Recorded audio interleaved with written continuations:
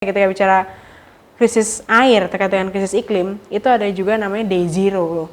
Day zero itu apa? Day zero di mana hari kamu bangun tidur, buka keran, nggak ada air sama sekali. Wow. Itu di beberapa tempat tuh kejadian. Dengan adanya perubahan iklim, yang temperaturnya semakin lama makin naik, kan permukaan air laut juga naik. Mungkin Mbak Gita udah sering lihat ya di banyak berita. Betul gitu kan. Nah, ketika air lautnya naik, ya tentunya wilayah yang paling terdampak itu wilayah mana? Wilayah yang pesisir dong. Karena dia berbatasan langsung dengan laut gitu. Nah, jadi sehingga wilayah-wilayah perkotaan ini menjadi rentan. Padahal namanya wilayah-wilayah perkotaan itu adalah wilayah-wilayah yang memberikan kontribusi ekonomi itu paling besar. Ketika bicara mengenai net zero, sebenarnya yang kadang terlupa adalah kemampuan adaptasi perubahan iklimnya. Tapi dalam upaya mengurangi ini kan bencana pasti sudah akan jalan terus gitu kan. Perlu didampingi dengan upaya-upaya adaptasi perubahan iklimnya.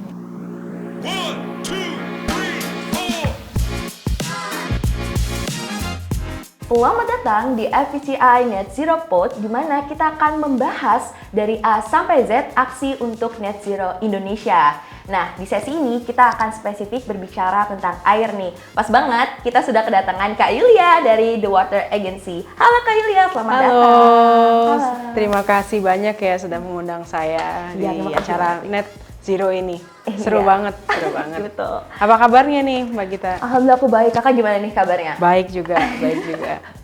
Oke nih Kak Yulia, saat ini kita akan bicara tentang perubahan iklim dan juga naiknya rata-rata suhu bumi gitu ya Kak. Yang mana tuh kita bisa merasakan secara langsung dampaknya gitu kan. Dan juga bencana tuh mengintai kita mengenai hal tersebut gitu kan Kak.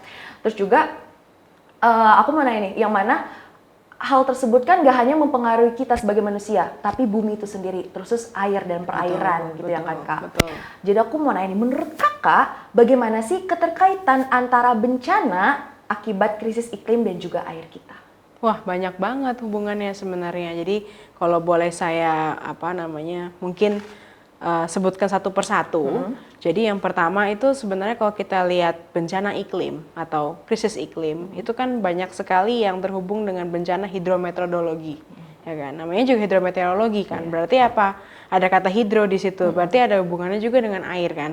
Contohnya apa? Contohnya paling gampang adalah kalau panas seperti ini nih musim kemarau di Indonesia, pasti banyak wilayah yang kekeringan. Betul. Nah, nggak punya air kan? Iya. Tapi sebaliknya, kalau pas kita musim hujan tuh, biasanya kan kita musim hujan mulai dengan bulan yang belakangnya pakai ber, ya kan? Nah itu kan udah mulai musim hujan, apa dampaknya? Banyak wilayah yang kebanjiran. Jadi benar-benar bisa dibilang situasi yang berkebalikan kan.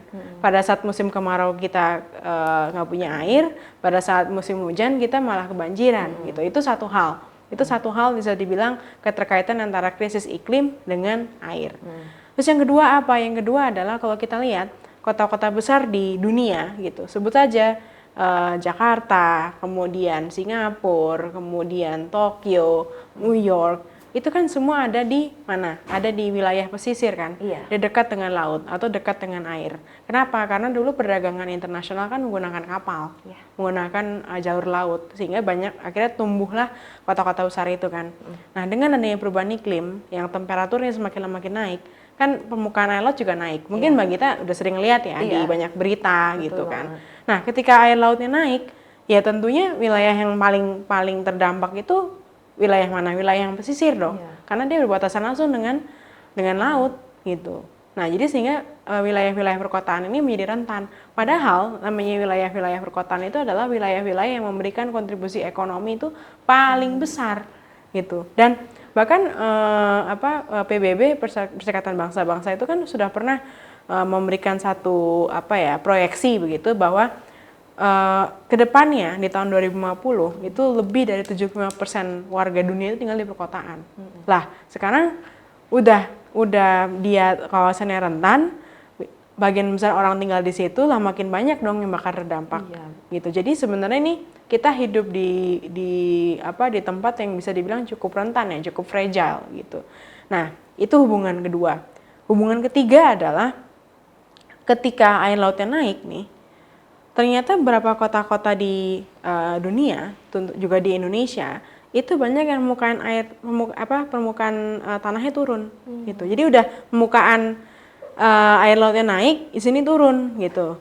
Nah, turunnya kenapa? Turunnya karena banyak sekali kita menggunakan air tanah yang berlebihan. Jadi kita sedot itu. Nah, ketika disedot, ya permukaan tanahnya turun kan. Gitu. Jadi sudah ininya naik, permukaan tanahnya turun, ya banjirnya kan makin tinggi. Iya. Ya kan? Gitu. Nah, dan ini semua sebenarnya berkaitannya sama air tadi, kembali ke pertanyaan Mbak Gita tadi kan. Kenapa? Hubungannya apa ya? Hubungannya seperti itu. Satu, bencananya banyak yang terkaitan dengan bencana yang berkaitan dengan air, banjir, kekeringan. Kedua, wilayah-wilayah yang terdampak wilayah-wilayah pesisir dekat perairan.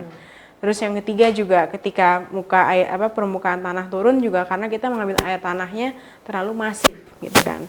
Sehingga yang perlu dicarikan alternatif sumber air bersih lain yang bukan air tanah gitu. Sehingga ketika kita men-stop penggunaan air tanah, ya dia kan levelnya berhenti kan, gitu, sehingga tidak rentan kembali. Kurang lebih seperti itu, Mbak Gita. Dan pastinya masih banyak lagi sih sebenarnya yang lain-lain gitu kan. Cuman kurang lebih seperti itu. Tadi kita udah denger nih bahwa air itu benar-benar keterkaitan banget ya sama bencana krisis iklim gitu kan. Kayak apalagi orang-orang yang berada di pesisir pantai, terus juga orang-orang yang tinggal di belakang gedung-gedung besar itu tuh berasa banget kena banjir. Karena kebetulan aku juga ada kenalan yang tinggal di belakang kayak mall, itu tuh mereka kebanjiran gitu Kak. Padahal di luarnya itu ya aman-aman aja gitu. Kita kan di sini menuju Indonesia Net Zero kan. Gimana nih air itu bisa berperan untuk mewujudkan mimpi kita bersama menuju dunia bebas emisi? Oh, banyak sih. Yang perlu diingat bahwa air itu sebenarnya punya kekuatan untuk memulai atau membangkitkan tenaga listrik. Kita kan punya kan pembangkit listrik tenaga air atau PLTA. Itu banyak tuh, ada Siguling, ada Jatiluhur, ada juga Sigura-gura di Samosir. Nah, itu kan salah satu aspek aja ya gitu. Tadi kan bilang gimana caranya air terhadap misi net zero atau mengurangi emisi GRK. Ya, air itu sebenarnya bisa dibilang karena dia bisa membangkitkan tenaga listrik, maka air itu adalah sumber energi yang terbarukan, ya kan? Jadi tinggal kita mungkin ada sungai yang cukup besar dengan dengan arus yang cukup besar juga kalau dibendung, maka itu bisa membangkitkan turbin, membangkitkan tenaga listrik gitu kan. Nah, kita nggak perlu pakai batu bara dan lain-lain gitu, kita sudah ada, dan itu sudah jauh lebih lama sebelum kita bicara mengenai PLTS, pembangkit listrik tenaga surya, ya kan? Ya sudah, itu bisa jadi satu alternatif gitu kan, dan itu dari situ kan bisa dialirkan untuk membangkitkan listrik wilayah, kota, desa dan sebagainya gitu. Dan kita sebenarnya sudah ada di beberapa tempat, dan mungkin kita perlu cari juga tempat-tempat lain gitu yang memang bisa gitu. Itu satu hal. Nah, yang kedua, ketika bicara mengenai net zero, sebenarnya yang kadang terlupa adalah kemampuan adaptasi perubahan iklimnya gitu. Nah, ketika ngomong net zero kan sebenarnya kita bicara bagaimana mengurangi produksi gas rumah kaca gitu kan. Tapi dalam upaya mengurangi ini kan bencana pasti sudah akan jalan terus gitu kan. Pasti ada. Seperti misalnya banjir. Indonesia hampir beberapa kota Indonesia itu hampir tiap tahun kebanjiran gitu kan kalau musim hujan gitu. Bahkan di wilayah pesisir ketika ada pasang surut, ya dia banyak yang kena banjirop, ya kan. Berarti kan ketika kita lagi mengurangi upaya ini juga perlu didampingi dengan upaya-upaya adaptasi perubahan iklimnya. Nah, adaptasi perubahan iklim itu seperti apa sih? Pasti penting Mbak Gita kan pengen tahu kan. Contoh ilustrasi mudahnya seperti ini. Ketika ada kejadian banjir, mohon maaf, masyarakat yang mungkin mampu gitu, ya dia tinggal apa yang mereka lakukan. Mereka packing bajunya, mereka masukin ke dalam mobil, mereka bisa mengungsi di hotel. Iya, betul. Ya kan? Ketika banjirnya surut, ya mereka baru balik lagi ke rumah gitu kan. Tetapi kalau masyarakat yang tidak mampu, apa yang mereka lakukan ketika banjir? Biasanya mereka akan mengemas barang-barang elektroniknya, masukin ke rumahnya, ke lantai 2 rumahnya gitu kan. Dan mereka nunggu sampai ada tim SAR yang bisa bantuin. Ya kalau rumahnya 2 lantai, kalau rumahnya cuma selantai, dia akan nunggu di atap rumah. Ya kan, tunggu sampai tim SAR dengan perahu karet biasanya kan bantuin mereka untuk mengungsi, mereka dibawa ke pengungsian, sudah ada dapur umum dan segala macam gitu kan, makanan disediakan. Nah, ini kan berarti terlihat dua kondisi yang sangat kontras ketika beradaptasi pada bencana kan. Satu udah tinggal mengungsi, masih punya tempat naungan, masih bisa makan 3 kali. Satu lagi tuh harus menunggu kan. Biasanya kan kalau keadaan banjir gitu kan listrik nggak ada, ya kan? Air susah karena pompa air pasti mati kan, ya kan? Karena listriknya dimatikan. Dan biasanya tuh mereka nggak dapat air pump, biasanya ngambil dari tanah juga, maka perlu pompa air juga kan. Ya nggak ada air. Terus air minumnya gimana? Maka kita kan pakai air minum kemasan kan, galon kan bisa dibilang. Saya nggak perlu sebut merek tapi pokoknya kemasan galon gitu kan. Lah logistiknya nggak bisa masuk karena banjir. Jadi ya makan susah, air nggak ada, ya kan nunggu aja gitu. Nah kondisi seperti ini kan maka perlu bantuan ya gitu. Yang satu mungkin sudah punya adaptasinya sendiri, dia dengan resources sendiri, dengan sumber daya sendiri dia bisa mengungsi menghadapi itu. Tapi ada satu kondisi masyarakat yang perlu dibantu pemerintah kan. Sehingga apa yang perlu bisa dilakukan ya ketika misalnya sudah ada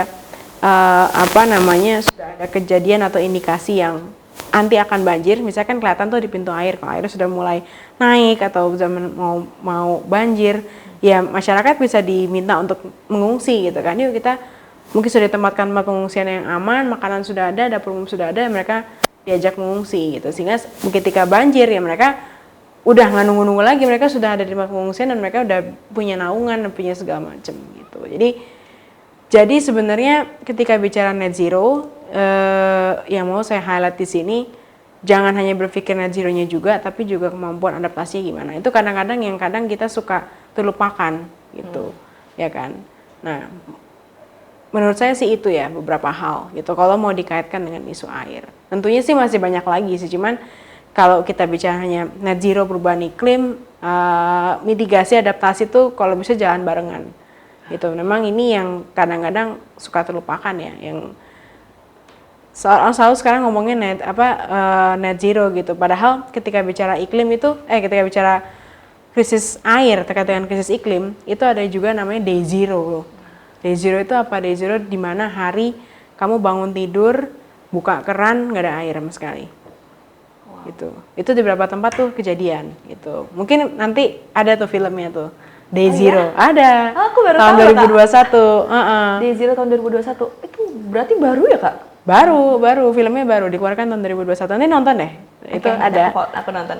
Itu ada. Nanti buat teman-teman yang di YouTube juga mungkin nanti bisa cari ya. Itu tuh bahkan ada yang prediksi bahwa tanggal berapa gitu satu wilayah itu Day Zero Jadi tidak ada air sama sekali, dan itu kondisinya bisa sangat parah atau severe gitu kan.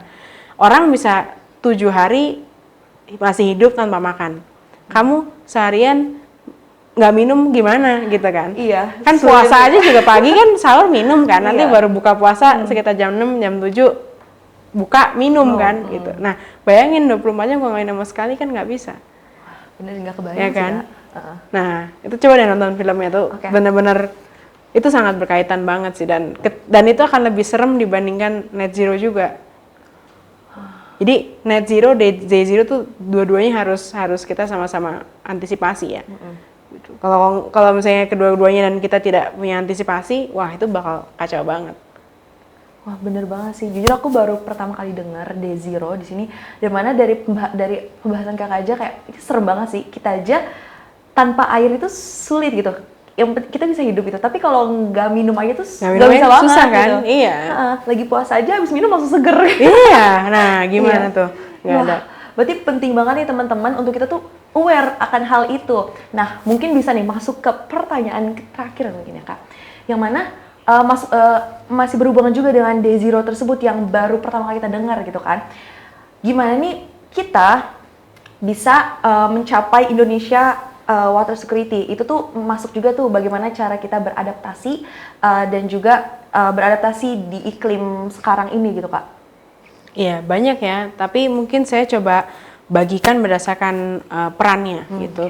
Mungkin untuk individu seperti saya, seperti Mbak Gita, pertama-tama mungkin ya kita hematlah penggunaan air. Misalnya lagi gosok gigi ya jangan kerannya ngucur terus gitu kan, dimatikan dulu, udah selesai gosok gigi baru pakai lagi misalnya, atau lagi wudhu. Jadi hematlah penggunaan air, itu satu.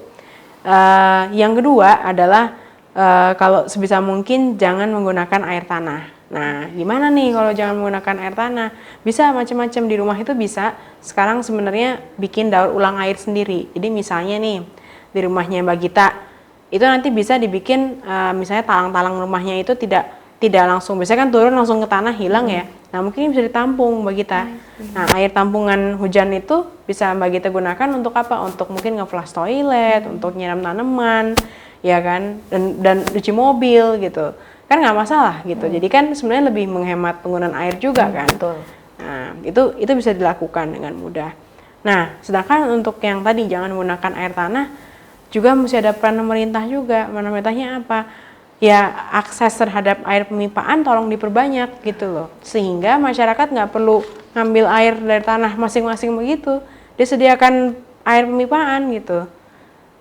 Jadi dia bisa, kalau di luar negeri kan udah nggak ada lagi tuh kita pakai air kemasan galon kan. Kalau misalnya kita galonnya habis terus ngangkatnya susah gitu kan, berat mesti dibalikin gitu. Enggak, di luar negeri kan tinggal buka aja keran, kamu bisa langsung minum itu, udah. Gitu mau bikin kopi ya udah tinggal masukin ke apa namanya teko kan, masak, beres gitu. Lebih mudah juga. Lebih mudah banget gitu. Dan nggak perlu pakai listrik lagi. Kalau kita pakai air tanah kan pakai pompa air kan, untuk dia bisa ngambil dari tanah terus dimasukkan ke tendon atau ke pipa air rumah kita kan, pakai listrik lagi. Nah kalau sudah ada air pemipaan masuk, kita buka keran udah langsung ada airnya, gitu kan, dan udah langsung siap minum. Nah itu yang memang kalau bisa diupayakan juga dari pemerintah gitu. Nah hal-hal seperti itu sih, itu bisa dilakukan. Dan yang paling penting adalah meningkatkan kapasitas adaptasi tadi. Nah itu mesti dilakukan bersama gitu. Itu bisa dimulai dari level sekolah. Kalau banjir seperti apa, kemudian kalau misalnya satu lagi tuh yang terkait dengan bencana iklim juga terkait dengan kesehatan ya. Kan kadang kalau banjir kan banyak juga yang malaria, DBD segala macam. Nah itu antisipasinya seperti apa kayak gitu. Nah itu bisa di segala level tuh meningkatkan kapasitas adaptasi. Termasuk kayak tadi saya bilang mesti ada early warning system, peningkatan dini kan. Begitu udah mau banjir langsung tuh gerak cepet gitu loh. Mungkin masyarakat diungsikan, dikasih tahu dan segala macam gitu. Bener banget, selain langkah preventif yang harus kita lakukan gitu, ini kita juga perlu ada kerjasama ya antara pemerintah dan masyarakat untuk mencapai hal tersebut, karena nggak bisa salah satunya aja yang berusaha. Iya, nggak bisa. Dunia usaha juga harus ikutan gitu. Karena kan pemerintah ketika menyediakan air pemipaan juga, ya tentunya perlu ada bantuan dunia usaha juga kan. Gitu. Oke, betul banget nih. Wah, bener-bener sih pembahasan yang tadi kita omongin itu bisa banget dilaksanakan nih teman-teman dari kehidupan sehari-hari kita. Dari menghemat air gitu kan, jangan boros pas lagi ada air keran yang menyala langsung matiin gitu.